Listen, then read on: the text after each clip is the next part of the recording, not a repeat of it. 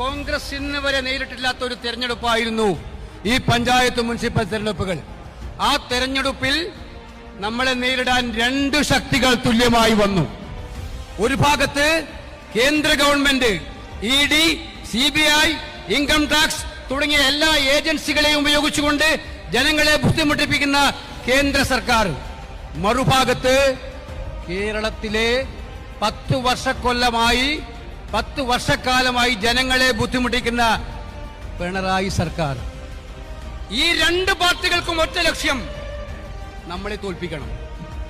എന്റെ മുന്നിലിരിക്കുന്ന എന്റെ പ്രിയപ്പെട്ട സഹപ്രവർത്തകരായിട്ടുള്ള ഈ ഓരോ പഞ്ചായത്ത് മെമ്പർമാരും, ബ്ലോക്ക് പഞ്ചായത്ത് മെമ്പറും, ജില്ലാ പഞ്ചായത്ത് മെമ്പറും, മുനിസിപ്പൽ കൗൺസിലും, കോർപ്പറേഷൻ കൗൺസിലും, ഈ രണ്ട് ശക്തികളെ ഒരു വേള രണ്ട് ശക്തികളും ഒന്നിച്ചു കൂടിയിട്ട് അവരെ തോൽപ്പിച്ചിട്ടാണ് വന്നിരിക്കുന്നതെന്ന് സമാനതകളില്ലാത്ത വിജയമാണ് എന്ന് പറയാൻ നമ്മൾ ആഗ്രഹിക്കുന്നു.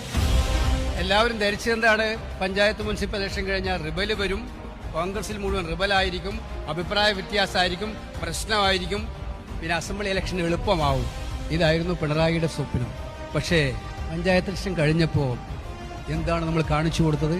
BJPയും CPMഉം നിങ്ങൾ ഒന്നിച്ചു വന്നാലും കേരളത്തിലെ UDF കോൺഗ്രസിന്റെ നേതൃത്വത്തിൽ ജയിച്ചു വരും എന്നുള്ള മഹത്തരമായ സന്ദേശമാണ്